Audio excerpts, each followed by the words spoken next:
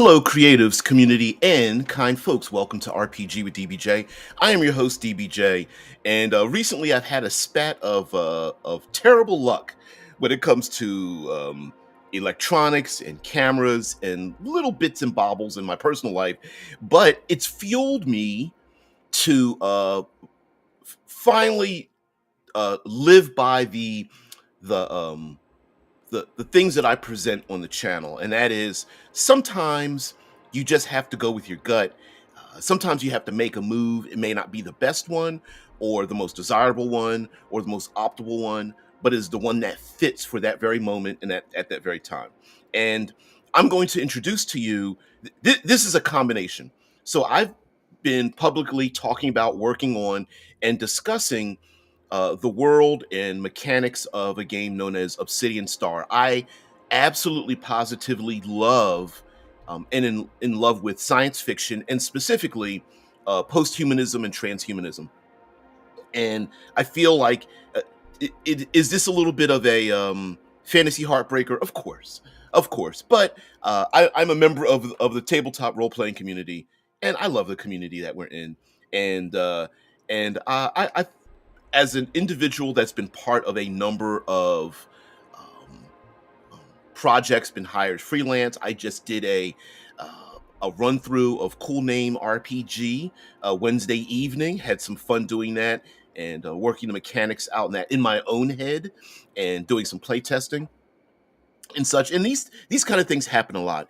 And I I realized that this is all preamble. Okay. I realized that there are a lot of people far more brilliant than I am, especially when it comes to the science, the mathematical elements in tabletop role playing games. And I was like, you know what? I don't need to make any of that up. I'm just going to take somebody else's thing. Now, when I say take, that sounds like theft. Except uh, I also want to give credit where credit is due. So to do that, a lot of times, or a lot of creators have created games that are open license, either using something known as Creative Commons, which is they create a thing and then you're able to use that as long as you give attribution. You basically say you know where you got it from, and you tell people to go there. And also, uh, hey, what's up? What's going on there? Yeah, I could have used an IT friend recently. I'm a bit of a luddite when it comes to things, and usually I just work backwards and unplug everything, and then have to put everything back together one at a time. And it came about because I got a brand new sound card for my birthday, and it just threw everything out of whack. And I was like, did I changed the location of my camera? I was plugged into my computer, and it had went back, whatever. It's a whole big thing. That's not the important part. The important part is I found a game that I feel has encompassed all of the elements that I would like to explore in my own tabletop role playing game, and so thought I would introduce it to you. Not only is this game under the ORC license, the ORC license, it is also built upon another game set these designers are together that are under Creative Commons. And I was like, hey, let's show it off.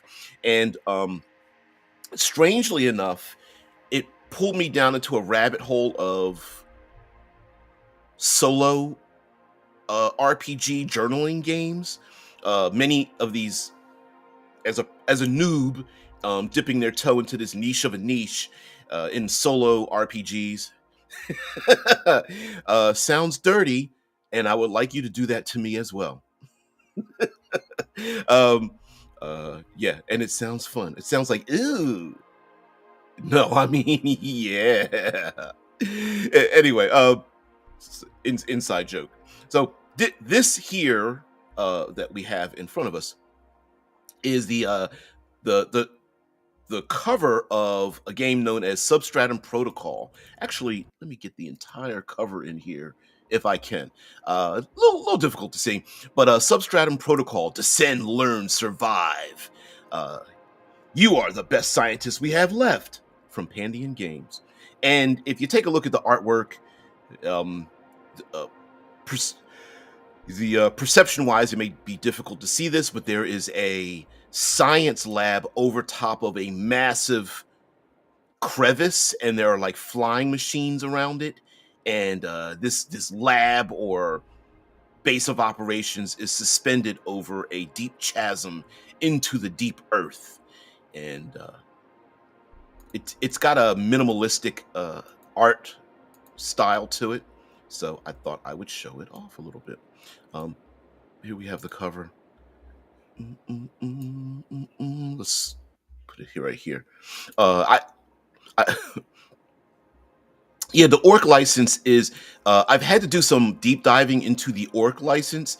It's a bit different than Creative Commons. Now, mind you, there are levels to the Creative Commons license. The 4.0 attribution for Creative Commons is the easiest, simplest, bestest to use. Basically, it goes, hey, all this material under the Creative Commons, you can just use it. That's essentially that's what Creative Commons is. The ORC license is a bit different, in which um there's like 3 stages to it. So you can say you can use everything except, and then parcel off what you can't use. You can say uh, you can use all of it, but then you have to attribute it. And then there's a mechanism like if you say people can use it, then they then can use it the way they want to, by attributing it backwards.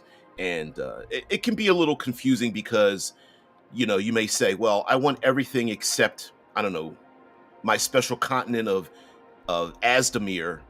And then it's like, well, you can't use that continent, but everything else is available. And if people go backwards, they have to be careful not to use your continent into it, even though it's referenced in the material that you said they could use, because you got to read the ORC license, read underneath the ORC license. For example, in this game, it does say that you can use the rules, but not the background. You can use the rules, but not the setting. And I'm like, oh, okay, that makes sense. But if you don't read that fine print, someone may go, wow, I can make anything for this game. And that's not the case. Um, yeah, in the ORC license, you can take your, what is it, crunch and fluff? You can take the fluff and take it out of there. So yeah. And I'm glad that you were crying. We're probably going to need the lube for that. This angel says, I know TLG has been avidly purging anything that is remotely OGL. TLG. Man, my brain's not working very well right here. I can't figure out what the TGL stands for, and I know it's sitting there right in front of my fucking face. So let's get into Substratum Protocol. We'll talk about. Actually, let me do something else here. Let's go. Oh, Troll Lord Games. Yes. Many game companies are purging WotC OGL out of their stuff and then making their own OGL from it. Castles and Crusades is doing the same thing. Yep. Yeah, I saw Castles and Crusades and Swords and Sorcery and some other places that might be tangentially related to it. They've been purging. Tales of the Valiant is another one. A big group and things like that. Yeah. The reason for that is usually just legalese. It's not that they will get in trouble. It's let's do this so we don't even pretend like we might get in trouble. Sorry about this. This is a very high res game, and I'm trying to show off the high resolution version of this game. So we are going to descend down into the earth. There are a few interviews with the designer, Andrew Boyd, and there's a larger group of people. Here are the playtesters, illustrations, development, things of that nature. Okay. And to the left, we do have the all the attribution, licensing, and materials needed, and what it's about. It's published by Pandian Games. Is licensed under the ORC license, available online at various locations, including the Azora Law ORC license. All warranties are disclosed as set forth therein. The following elements are owned by the licensor and would otherwise constitute reserved material and are hereby designed as licensed material. It's all the details about the setting, clues, questions, and adventure, and artwork. Sounds like a lot, but it's not. It's the specific setting. So this setting is about um, a apocalyptic event is happening in the core of the earth, and you must go down, and you are a set of intrepid scientists gathered together to solve the anomaly that's happening, that's threatening the earth. And that's essentially what this game is about. Talks about the chief operations at the Fracture Observatory that I showed you an image of before, and it's based on the director of the observatory is based on an individual that really did live in the world. For Fernando Marquis de Alameda is a fictional character taking on the role of chief of operations, responsible for both the Fracture Observatory and the Substratum Expedition team. This character is named after the very real geologist by the same name. Lived from 1916 to 2013, was widely regarded as Brazil's foremost geologist. He published 176 scientific papers on sciences during a career marked by 9 major awards and honors. And that's kind of cool. I like it. In a weird way, it's like pulling a real life individual into a fictional game world, but it's kind of cool to be like, you know what, this person inspired me. I think I'll make them a real person. I would have probably named the base after this individual, but that's just me. Of course, we have the table of contents. This is a 2-page spread here, and then it talks about before we start what you need for the game.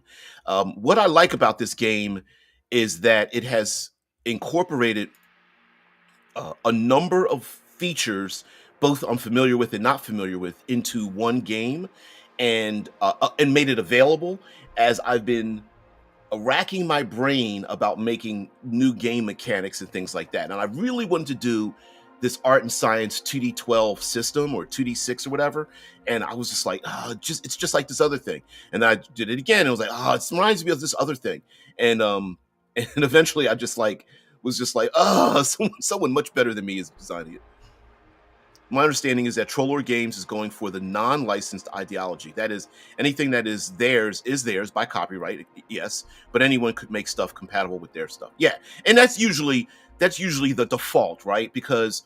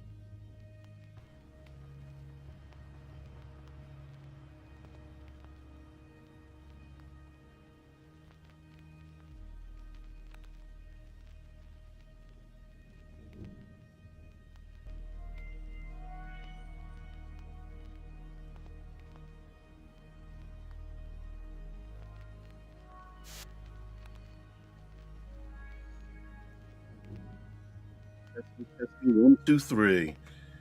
I don't know if this is even working. Wow. Wow, wow, wow. Um, hmm.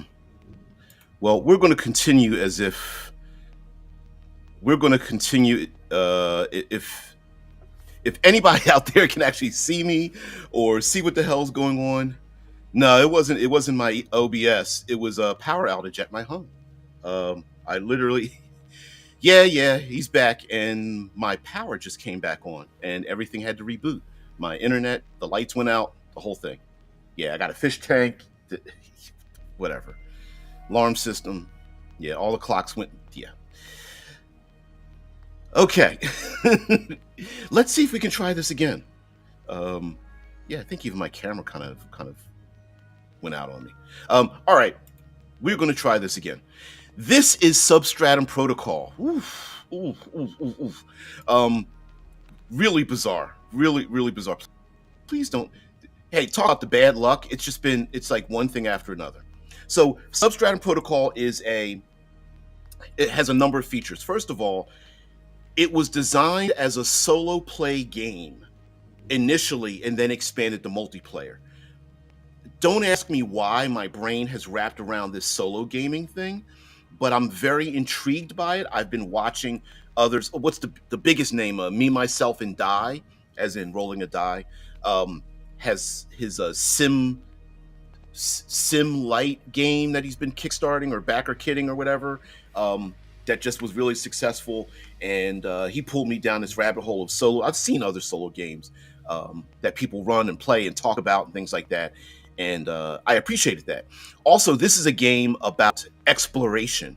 I love exploration, and now, mind you, there's the physical part of we think of exploration, like climbing and jumping and swimming and delving into other places of unknown. But I also like the other part of exploration is finding out things. It's not just scaling walls and swimming through acid pits and things like that, but what are you discovering along the way? Which this game is also a mystery game, and there's an interesting feature in a game designed to be solo that has a mystery, yet the mystery it's not prescribed at the end. It's not like you can flip to the back of the book and go, oh, well, that's what the mystery is.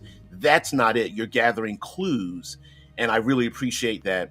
And then it has a very interesting game cycle.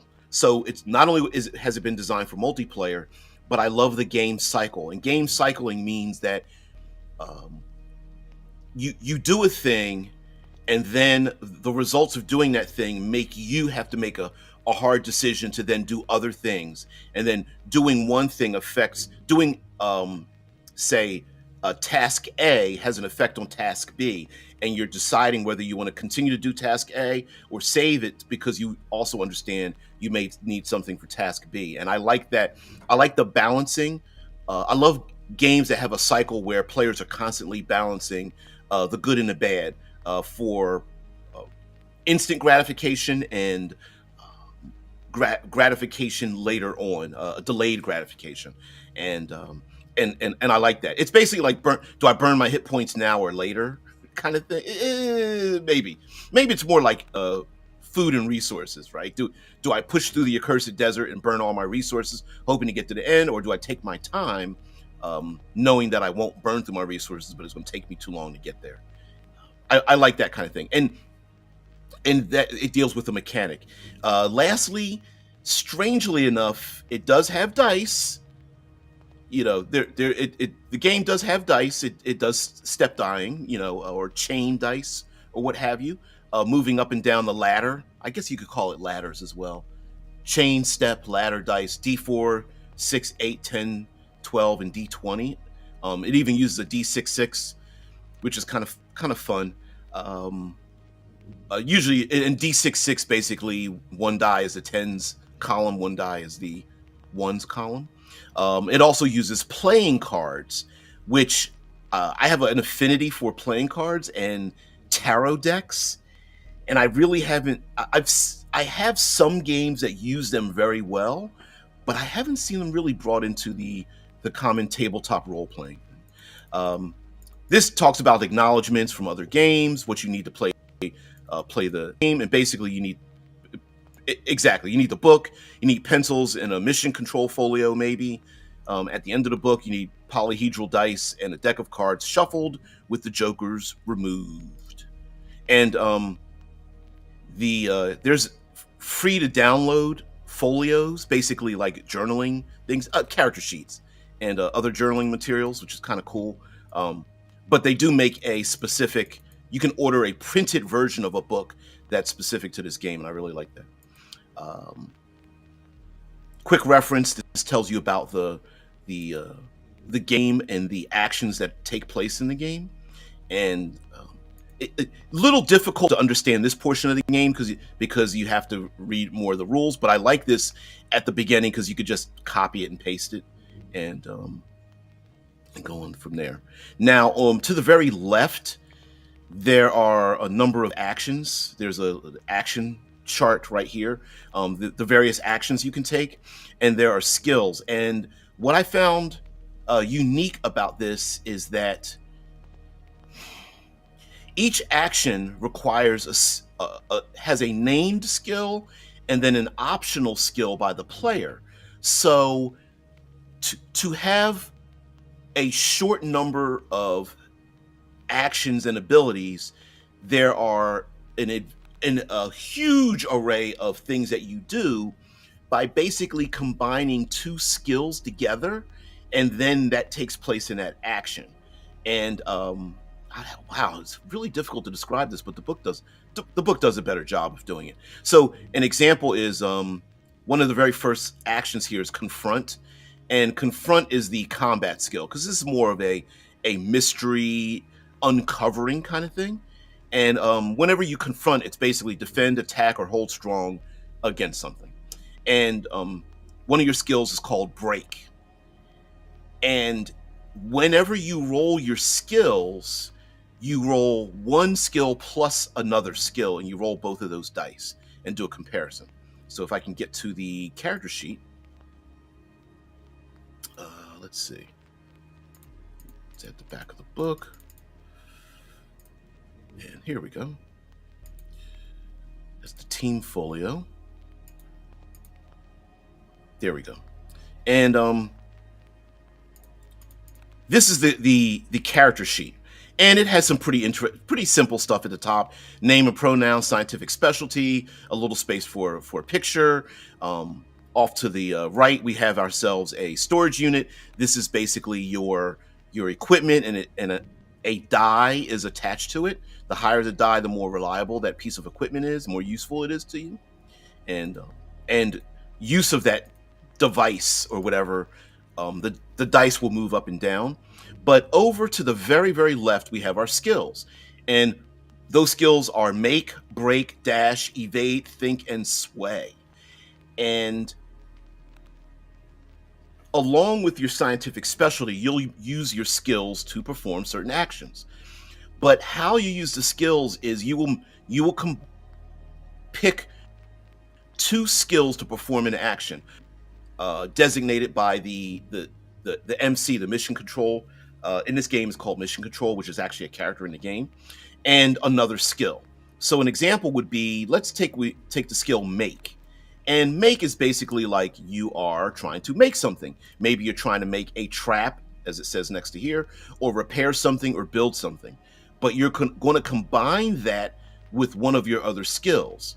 So make or break could be something like maybe you're trying to make something by banging on it with a hammer, or you're trying to chisel away at rock to make something, right? You're both making and breaking something to achieve the goal of making the thing. And you can combine it with make and dash, make and evade, make and think, make and sway, whenever trying to perform something. So maybe you combine make and sway because you are talking with other scientists that maybe you don't really have a particularly good relationship with them, or they're brand new, but you're trying to convince them, listen, this is the best way to design this device. And so you're going to need to combine both make and sway together. It's basically the idea of, instead of having two separate skill rolls, you're basically making it at the same time based on the narrative, and I kind of like that. Kind of like that. Yeah, I don't get the idea behind solo gaming. Sorry, not a big deal. I'm not okay. Um, I'm not I'm a proponent of solo gaming, although I've never solo gamed, and I don't particularly find my brain to go into that field. But I am a world builder, and solo gaming to me feels like world building, except you're doing it through the eyes of a character. But why I like it is because usually what I'm finding in solo games is that it gives you the elements, both the physical realm, like the physical setting materials that we see in plenty of games, like here are the people, and here's the land, and here's how the magic works, and here's how the science works, and here's something underground, here's something in the sky. It gives you the physical manifestation of the world. And then solo games also add on features like emotional states. There usually is some kind of stakes involved, like um, rising dynamics in the world that sometimes is missing from world building. And lastly, I would say that it also adds, with solo gaming, there's a um, what they call an oracle. It's a randomization in the game mechanism, so that the person playing the game doesn't know what's going to happen next, and that can be a really good tool for game masters who are like, I kind of like this game, but even I don't know what's happening next. So I like that. I do. I miss playing with others at the table too. I have 3 players, including Miss Death. Ready to go. I hear you. Yeah, I've played with. I don't own a VTT. I haven't used any VTTs, but I've been in games that have used VTTs, and it's a little weird to me. Not weird. It can be clunky. Yeah, really well designed solo games prevent that from happening. Like, because if you're by yourself, you're just like, well, I mean, it's weird because you can lie to yourself and just cheat yourself. Like, well, I automatically succeed in this thing, and I automatically succeed in this other thing. And real solo gamers really don't do that, right? It's like if you're going to bother solo gaming, why bother cheating? You might as well just write your own book or whatever. So, let's go back here. So this is the character sheet, and it's difficult to see this, but in yellow above these rectangles, the left column says max and the right column says current. So you basically, and here's the rule, right? You assign a D10, D6, D10, 8, and D6 to one of your skills, and then all the others are D4. And as you use your skills, they reduce down. So if your make skill is a D10, you use that, and then it drops to a D8. So whenever you use 2 skills together, you're going to grab both of those dice. I'm going to quickly scroll back up. Here we go. Substratum Protocol. Descend, learn, survive. And the idea of this game is that you're going to discover what the hell's going on in this world. Now, right here is the quick reference, and it tells you about like skill checks. How do you do skill checks? What do you roll those skill checks against, and whatnot? And it has an interesting dynamic here where you choose 2 skills, and this is just from the quick reference. We'll get in some for details. Choose 2 skills, then draw 2 cards. This is where the playing cards come in. Now, in your mind, you may be thinking, well, you could actually turn playing cards into numbers, but you'll find out in a minute. Roll the skills dice and compare the sum to each card. If the sum is equal to or greater than the card, beat it and collect it. The more cards you beat, the better the outcome. So you have 2 dice and you have 2 cards, and you're going to roll the dice and add them together, and you're going to try to equal or beat the card that is drawn. Now, if you beat that card, you get to keep it.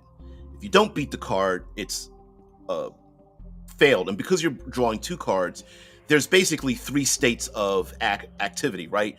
You have a failure because you don't beat both cards. You have a mixed success. You beat one but fail to beat the other card, or you beat both of them. And so that's how you get a mixed success.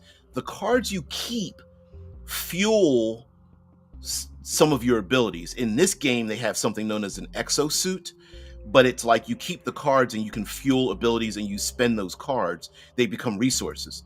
What I like about this idea of playing cards and you keep the cards, or the cards get discarded and whatnot, is because it changes the probability matrix of the deck of cards. Because if you're a card counter, you would know the probabilities of being able to defeat or challenge the cards that are continually being pulled from the deck of cards. So if you're beating a bunch of low number cards, you know probability wise that the deck doesn't have those cards in it. Therefore, the difficulties start to rise and rise and rise. The other way could be lots of failures in the beginning. Ace is considered a 1, and then Jack, Queen, King is 11, 12, and 13, respectively. So you could pull a bunch of face cards at the beginning of the cycle, which causes lots of failure, but you know that towards the end, due to probability, that there's maybe a greater chance of drawing more cards that you're going to succeed later on. So there is a little bit of a probability matrix going on that I appreciate as well. Now, this is more of the fluff part. The book itself is kind of like the journal itself. So the book is kind of written like here you're an explorer and stuff like that. It's cute when you see things like this little stapled notation. Underneath it is like writing. There's like words underneath it. You can kind of tell. Right here, if I highlight some of the words underneath it, you can see that I'm probably like, there actually really are words written down here, because I could probably copy it and paste it somewhere else. But it's kind of cool. I like it. It's fun. It's really fun when I see layouts like this and someone being creative and writing things in the margins and whatnot. Talks about content warnings. Kind of cool here with the content warnings, because it gives you the content. I can't start highlighting this stuff because I could tell it's. But anyway, talks about claustrophobia and despair, depression, and futility. Thalassophobia, which I don't know what that is. I'm going to let you guys figure what that is. So there's actually an in-game. Oh no, you're fine. He's talking about being a negative Nancy. I don't care about that. Yeah. I don't know what that is. I'm not going to look it up. No, you're fine. Oh, but what I like about this content warning, and I know there's some people out there like, I don't understand why you have to have warnings and X cards and all that kind of stuff, which I'm all for safety tools. But what I like about this is it has an in-game feature to it. And I like the fact that they've blended the content warning in-game that also deals with the meta portion of it, right? Like, there may be some people who really you're like, hey, I got this new game, but are extremely sensitive to claustrophobia. Even talking about it could set them off.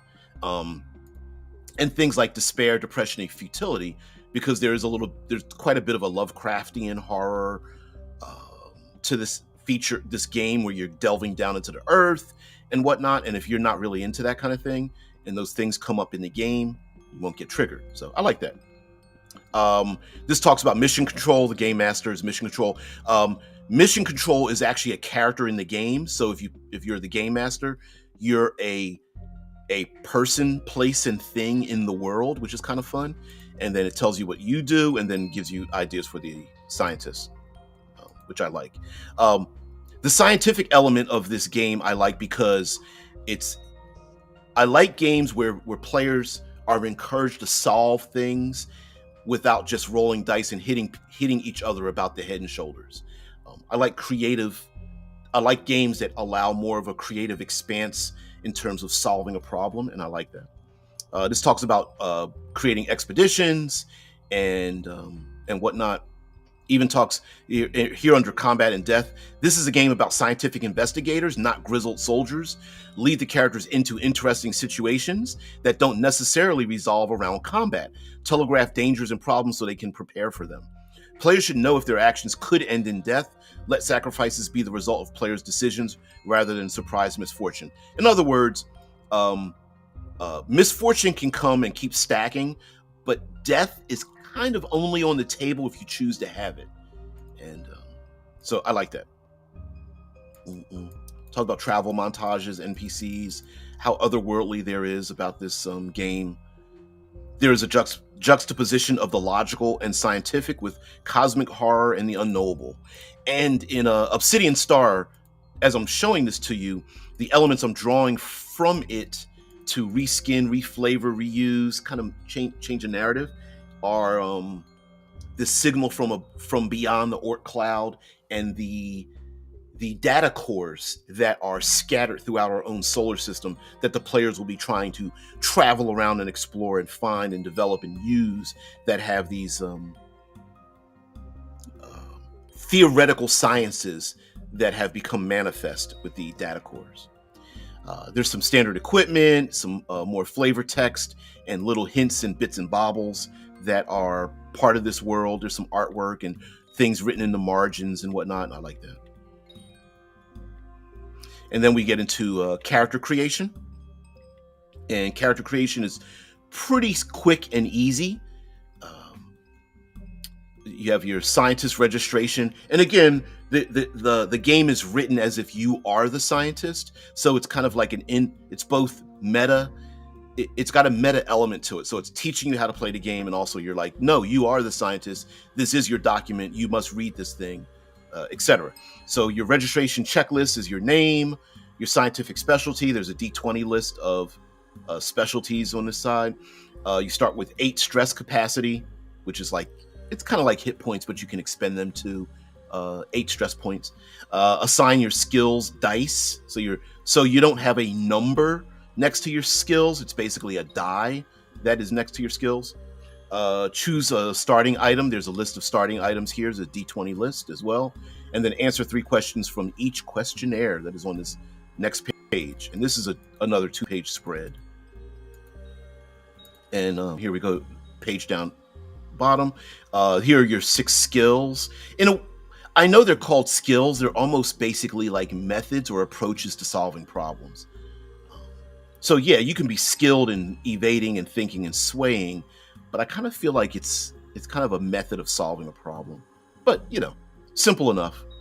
And even here, there's even a physical diagram of how your skills would be set. So you have one at D10, one at D8, another one at D6, and then 4 down on the slider below, down at D4s.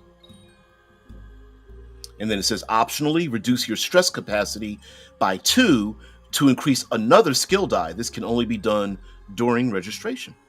And then you just slide one of your skills up this slider by 1, stepping the die up 1, or laddering the die up 1 rung. Choose or come up with an item to start with, add it to your storage unit as a D10 item. And as you use the item, it will degrade from D10 downwards. And the same thing. There's some items here to it very, very OSR in its lack of description on what the items are. So you're going to creatively use them. So if you have a density sensor or a drone or a laser cutter or laser Gatling gun or a gravity generator or something like that, the idea is like, well, what does it do? I don't know. What does it do? And then you use that to solve a problem. You're like, well, I have a gravity generator. Could I use that to, I don't know, help one of my allies get out of that pit by changing the gravity? And it's like, I don't know, that kind of fits. All right, let's go for it. And that's how those items are used, rather than going like the gravity generator exerts a level of gravity specific to blah, blah, blah. There isn't any list like that. Here we have to the left the personnel questionnaire. You basically answer 3 of these questions about your character, and then on the other side is the world building question that builds the world that your characters are in. And there's 3. You'll get 3 of these questions, and you guys will answer them on your own. Or if you're doing this solo, you would answer it yourself. Like number 7, how do the scientists sustain themselves on the trip? Or number 11, what may happen if the anomaly is not fixed? Or number 12, what kind of ethical dilemmas might the scientists face? And like I said, this is a multiplayer game, but it was ripped from a solo game by the designer, and was like, hey, I like playing with other people, and decided to do that. This is an example of reducing dice and how they go back and forth, the chain dicing or step dicing aspect. It talks about skill checks. Advantage and disadvantage is in here as well. And the outcome of skill checks. If the skill check is, and then it goes into those things, right? Greater than or equal to both cards. Why is my highlighter? Greater than or equal to both cards, it's a good outcome. Greater than or equal to one card, an okay outcome with a complication. And then less than both cards, a bad outcome with a severe complication. And of course, if there are no cards left to construct a deck, all collected cards are discarded and shuffled to create a new deck. The deck of cards, the number of cards in the deck isn't important. It's just more like it's used as a probability manipulator for raising or lowering the stakes of what's going on. And then there's ways to get back your stress by taking deep breaths, and just it gives you some examples of like, hey, if you good, okay, and bad outcomes on what kind of actions you take, like a confront action, convince, avoid, study, prepare action, whatnot.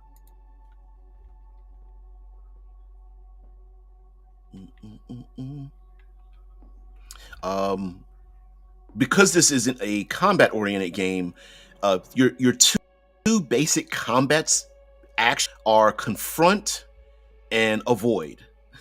And basically, if you fail confront, you basically you're bumped into avoid, right? So it's like when you want to attack or stand your ground against something dangerous, roll break plus another skill. So it's break plus something else that you have, one of your 6 skills.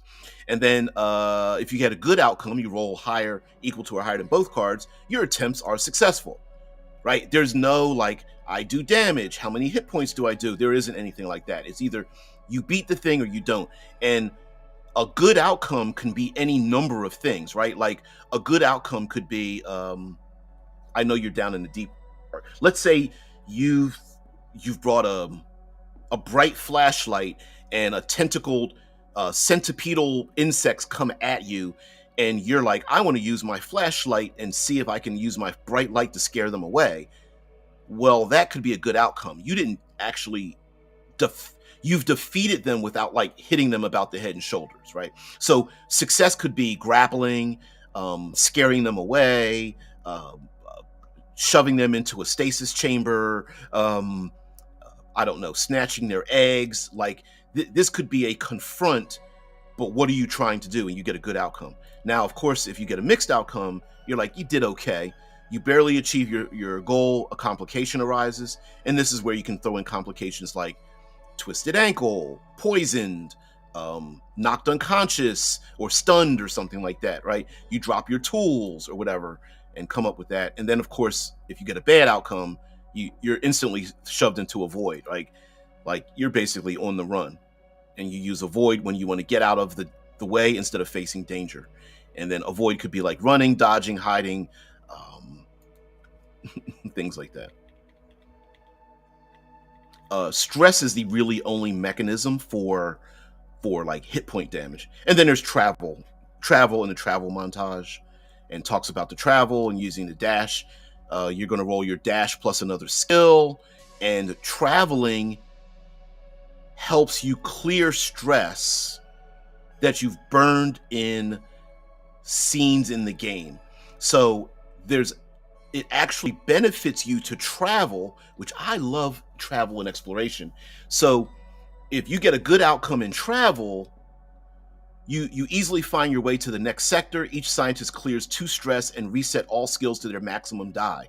So as you roll your skill dice, they step down 1, and so to get that back, you actually want to travel and to clear your stress. And narratively, you can explain it any kind of ways. For this game specifically, Substratum Protocol, you are traveling deep into the to the center, towards the center of the Earth, and going past ruins and liquefied crystal levels, and it has like 10 levels of depth and how long it takes there to get there. It specifically says this takes 26 days, but that's just because they just made it up.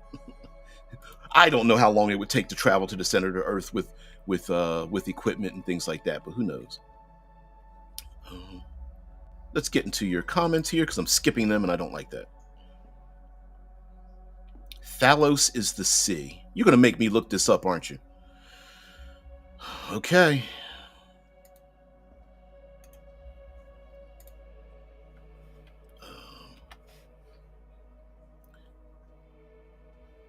Thalassophobia is an intense and persistent fear of deep bodies of water, such as ocean, seas, or lakes.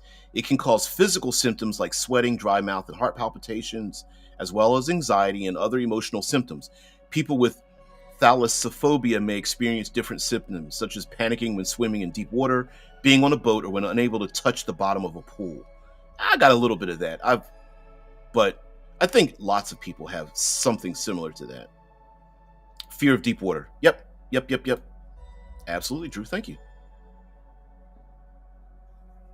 Did I missed? Fuck, you got it first. All right. Fear of deep water. It's because as you're traveling down deep into this the bowels of the earth to solve the anomaly, you will come across underwater seas. Maybe your expedition crew may have to deep sea dive, scuba dive, past different regions and whatnot, and such. You have an exosuit. A lot of this is tongue in cheek. The suit is called the DSPRT Mark 1. Sounds if you read it, it sounds like desperate, and there's like little jokes in the corners and the margins, things like that. Pretty funny.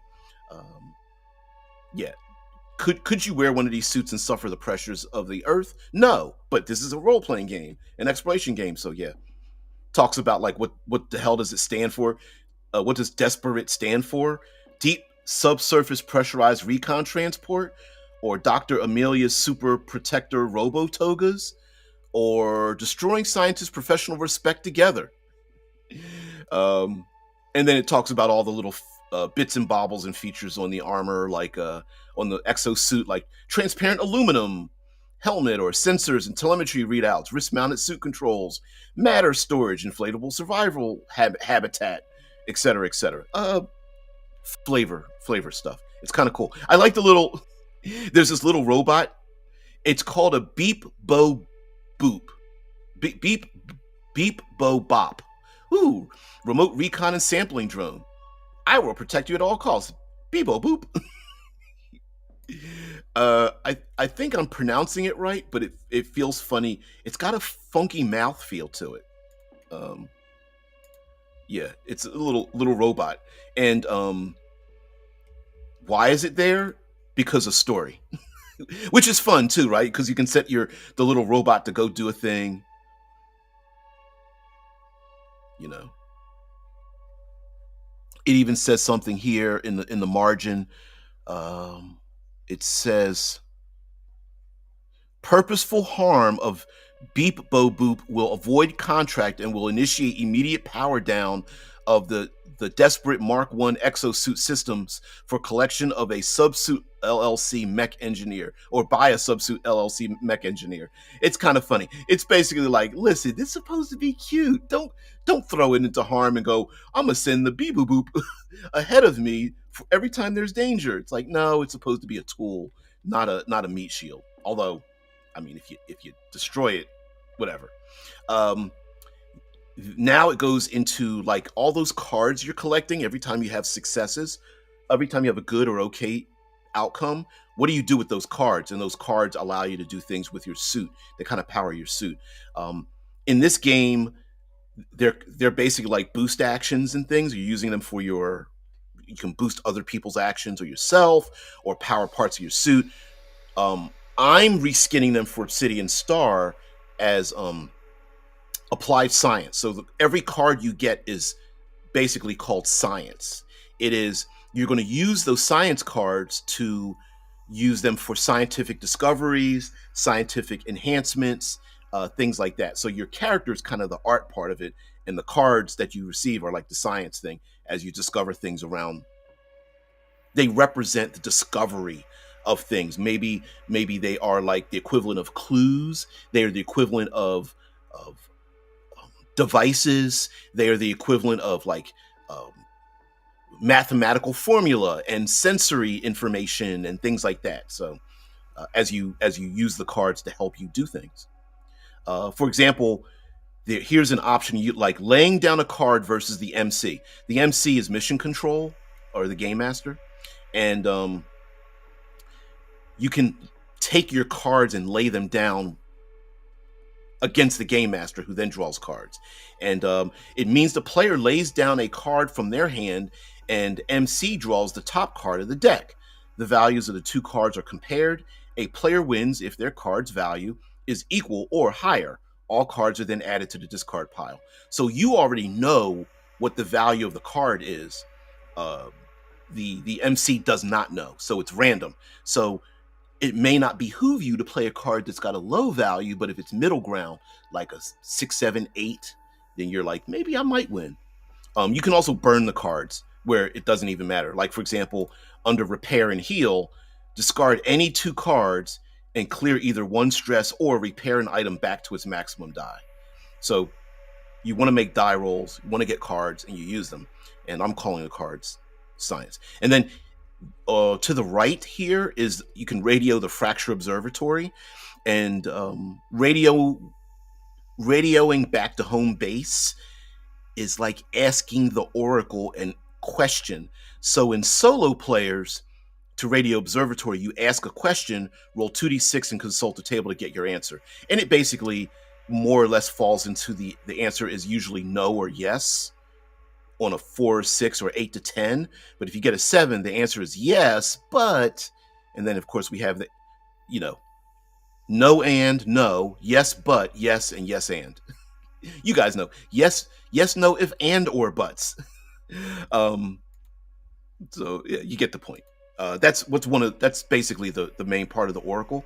But you could also, players can also radio the observatory, which is basically talking to the game master like, look, we're stuck. So you have to lay down a card and you're like, I got to ask you a question because I don't even know what we're supposed to do. And then the game master, as a player character in this world, will have a conversation with you. So it's like if you win, mission control can hear you and a conversation begins.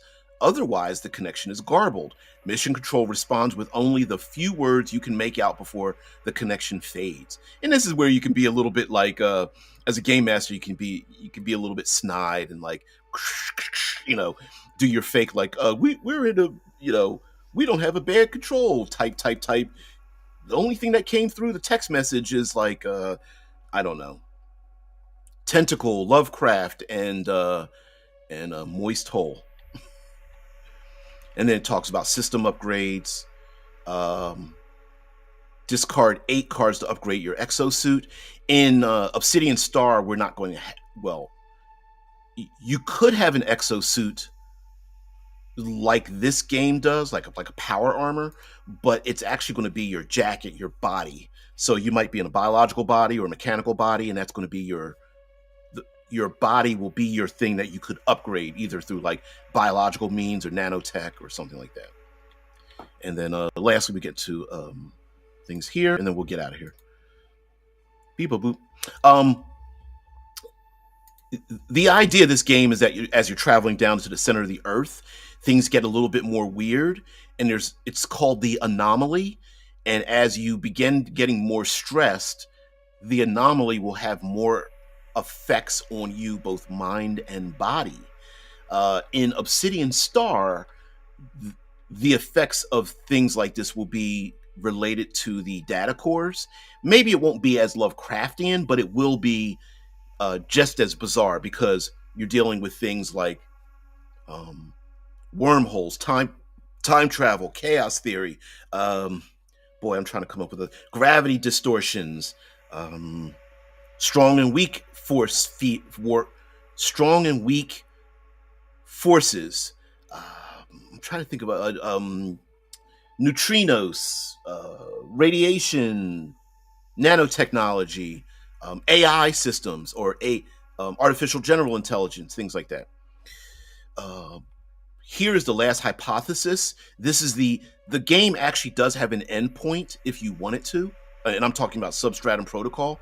So when you get to the end, to the center of the, you hopefully have gathered enough data from using your understand skills to enact the plan to solve the anomaly. And through die rolls and random charts and things like that, you even I don't know what the anomaly is because it will be this random allocation of things happening, and then the players together will go, "Oh, here's what's happening. Here's how we're going to save all life, all humanity on Earth," and you enter the end game. The anomaly skill, the end begins, and then it goes into things that you do. Deadly hazards that are down here, caustic squalls, catastrophic survival, creating random hazards, exosuit damage and tears, and things like that. Right here we have someone, he's looking at his arm, and his little beboop is fixing some of his damaged armor. And then here's the solo portion of the game. Like I said, this game, from the designer specifically, even calls this a solo plus game, and wanted to design a multiplayer game, had one designed for solo play, and was like, no, this actually makes more sense to have this as a group style game, and so expanded it from there. But you can default to playing solo, and then there's even a simplified solo game, so you don't have to use all the rules. You just use a simple standard of rules. And there's a folio to create, like if you're playing by yourself, you can create your own scientific team and keep track of the scientific team on one character sheet. And then there's anomaly clues. Yes, this is upside down in the book, and it uses the D66 thing as you roll on this table to gain as you uncover clues and secrets about the anomaly and what's going on. So it'll always be random as you stack the clues together. So yes, if you open up the book, it's upside down. You would have to turn it right side up to it's fun. It's crazy. It's upside down. It's not really secret because you can just turn to the page, turn the book upside down if you want. But whatever. And then the field notes bestiary, and just goes into like all the things that are underground. You could throw them into different. Some are specific to different levels of going into the center of the earth. Others are random, and you can throw them in. And each one of these has like it's very very OSR, right? So like, what is a flip dop hood cap? It, and then it has a couple of words: colonies, acidic armored. And there's some imagery if you want, but how big are they? How small are they? What do they do? That's up to you. And how do you deal with those things, right? Are there a bunch of hit points and things like that? No, no, no, no, no. Um,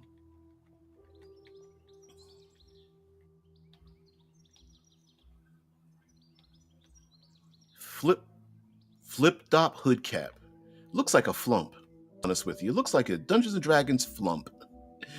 Are some of these things intelligent? It's suggested that they are, and you may uncover them. False tooth gravelback. This shy rodent hangs out among rocky piles and gets its name from its habit of collecting bits of gravel in the concave hollow on its back, which it throws to stun insects. Bebo Boop loves chasing gravelbacks. I don't have the heart to get mad at it. It's silly.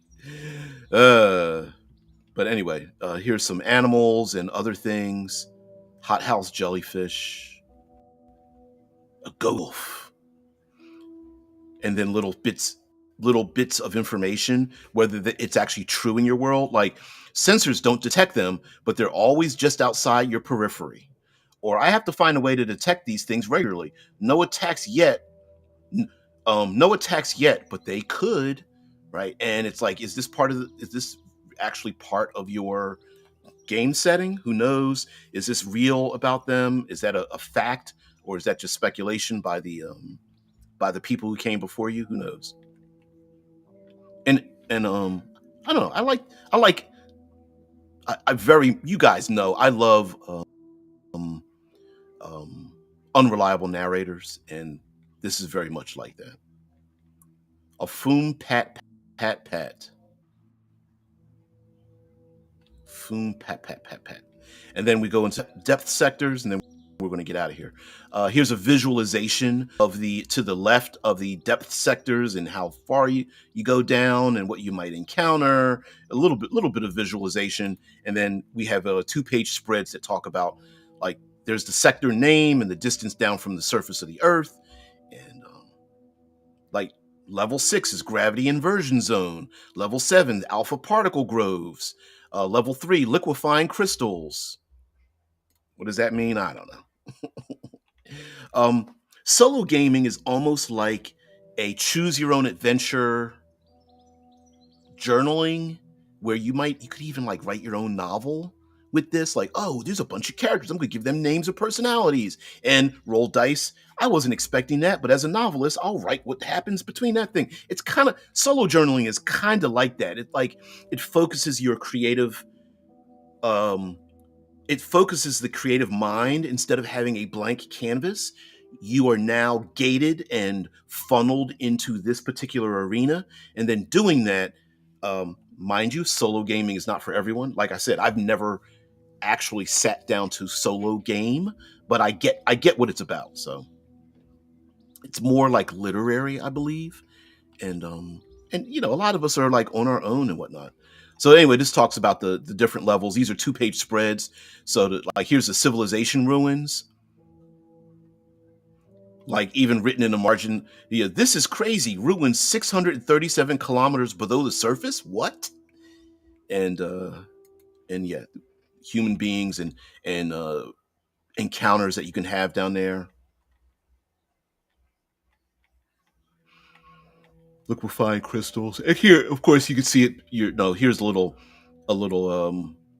icon of where you're located when you exit from the upper reaches and what it looks like. It's not really a map, but it's just give you a visualization of like here's liquefied crystals dripping from the ceiling, growing crystals around you. um, Caustic pools, blah blah blah. We'll go through these pretty quickly.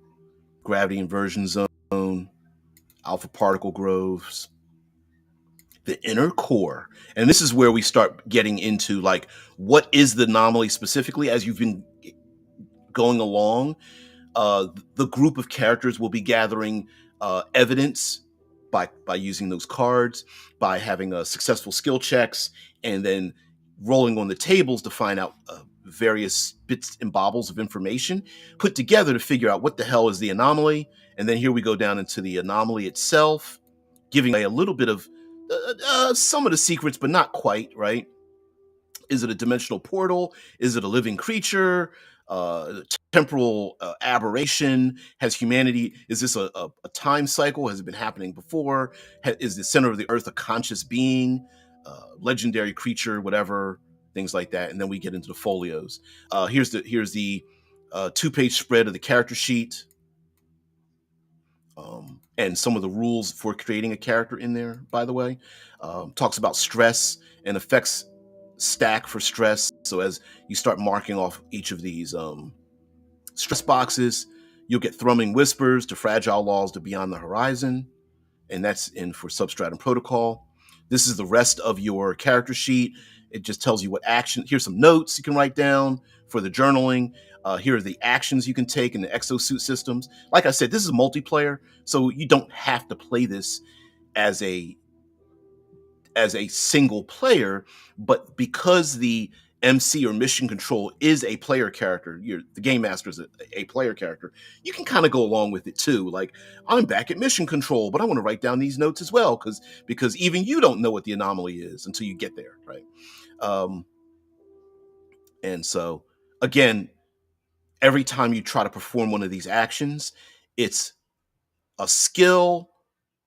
It's a named skill plus another random skill that you choose, another one of your skills, and together it's like the success or failure of that skill check kind of tells you what the complication would be. Exosuit and the upgrades to that suit, and then we get into the team folio. So whether you would like the group to have a number of team members to go with them, or you're doing a solo game and you want some team members, basically it's one page. Like, to the right you got team member notes, and then to the left you've got their name, pronoun, scientific. You just make 3 of those. You basically assign group skills to the team, so the group skills on the team are a bit higher, but the team starts to like reduce down, and if they start to die off, you lose those team members, but whatever. And then there's notes, equipment that they're carrying. Still they only get three items they can carry as a group, so maybe each of those NPCs, that's part of your allies or your retainers, hirelings, retainers. Oh, I can't remember all 5 of them in Dungeons and Dragons. I can't remember all of them. Anyway, but maybe each of them is carrying one piece of equipment. They have less stress than you. And there's casualty reports. Reduce the maximum die for one skill for each death, then clear all stress. After the 3rd death, the team is gone and only you remain. Oh well. And then there's mission control and the final hypothesis. This die roll thing up here will start. It's like a little bit of a counter as they get to the final hypothesis. These are other scientists that you may have in the group, and you can track their stress levels from the mission control. Maybe you can even add some of these individuals that are sent down to bolster the team's capabilities and things like that. And then location and sectors, you can mark these off, so you can keep it for your notes how far they've gone down below, and mark off how deep they've gotten. And it gives you the page encounter as well, so you can easily reference it back. And then lastly, tracking knowledge. So as the players gain understandings, there's a clue what depth they got it at, the scientist that uncovered it, and then, did they understand it? Is it understood? Question mark? Yes or no? Don't know. And we're done. Leave you with some artwork. So that is Substratum. Thank you very much for letting me show this to you. And I like this as a game.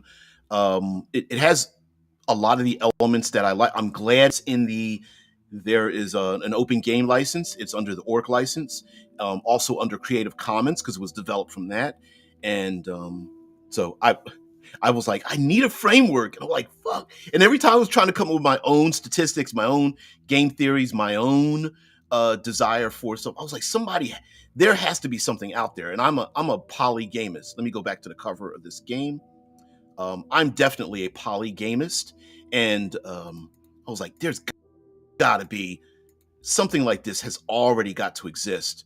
So Substratum Protocol, kind of a cool game here. So let me go back to here. So guys, thank you very much for letting me show this off to you.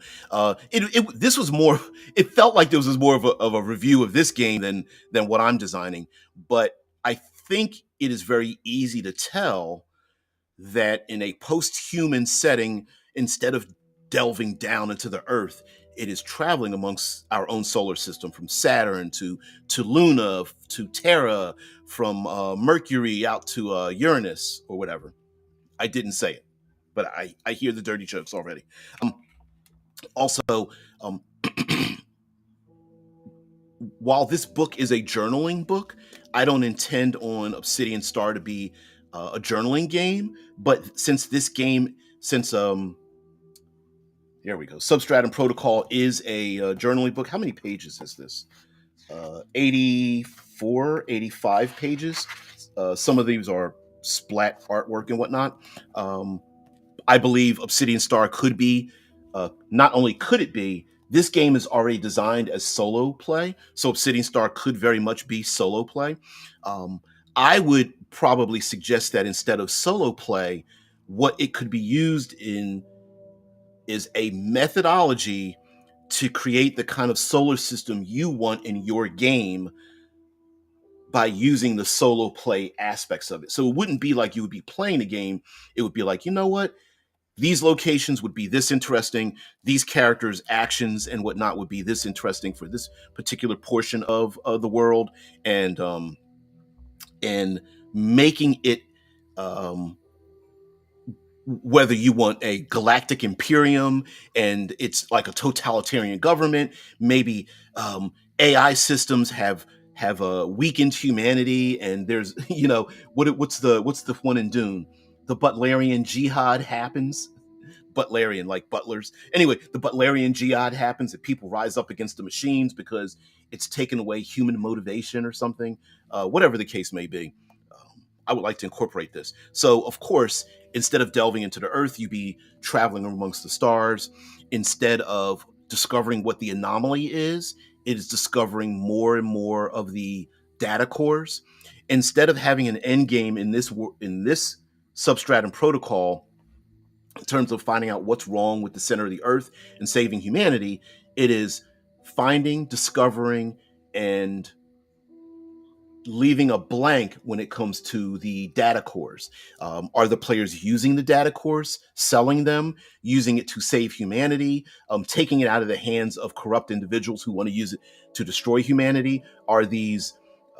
Is the mystery that the data core information itself came from aliens or came from humanity that left our own solar system to go out to past the Oort cloud to travel on generation ships to Alpha Centauri or something like that? Again, like this game doesn't answer that question, neither will I. But will those options be available and more in Obsidian Star? Yes. Drew says Butlerian Jihad is reference to a person named Butler, not the profession. I disagree with you only because I made that up in my head. Not that I know anything about, not that I'm accurate about Dune, but my own. I like the name. Let's put it that way. It when it's like naming a action hero Hunter, right? Like, yeah, that's the person's name, but can we be honest? Like, it's the names sometimes of things and events are reminiscent of what it's related to in a narrative, literary sense. So it's like naming characters after animals or places or things or feelings and whatnot that we're supposed to understand. Like, oh, I get it. I mean, it could have, because he could have come up with another name other than Butler. But I like the idea that someone named Butler and the jihad. And if I'm not mistaken, it wasn't the uprising of the machines. It was the idea that humanity was using the machines, thinking machines, to take away human free thought.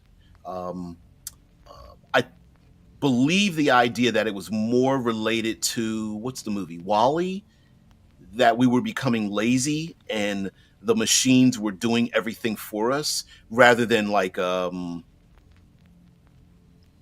yeah, exactly. You could disagree, but you could be wrong. Exactly, right? Yeah. It's because of historic person in a book they have written in which the people had fear of machines. I agree with you. No, I literally, I, how do I say this? I was wrong because I don't know anything about Dune on that level. I just know what the movies were about. And I remember reading the Dune books, but they were so heavy back, oh man, my early teens. It was the last time I actually picked up a Dune book. Yeah, I'm not disagreeing. I'm actually saying like I've gotten an incorrect emphasis because I'm more of a thematic literary person, and I like things that have symmetry to them. So you know, it's pretty silly to name action heroes like Hunter or Lance, you know what I mean, or Shadow or something. Like, why would their parents name them that? But there's a symmetry to it, right? There's a little bit of that, and I find the symmetry in that, even though within the book, a person wrote a book about the horrors of the machines taking over, which is why like what is it like Dune technology is kind of like it has reached a maximum point. By the way, I've been watching the television show. I don't know if you guys have seen the television show, but it's pretty good. If you're not, it's really weird because like if you're not into it, it can feel like it's a bit of a snore fest. But if you're reading between the lines, you're like, oh, I like the. Hey, Drew. Here's another thing. I like how people are going. This reminds me. It feels like it's taking from Game of Thrones, and you're like, wait a minute. Dune was out dozens of years before Game of Thrones. It was the opposite. Game of Thrones has taken its influence from Dune, not the other way around. But it's pretty funny when people say things like that. Like, is this the next Game of Thrones? I get the fact that this is the first time it's been televised, but it's kind of like that too. Maybe I am suffering from the same misapplying my lack of knowledge to the materials, the intellectual property. But same thing. I'm still enjoying it. I still like it. So, guys, thank you very much for letting me show this off. Letting me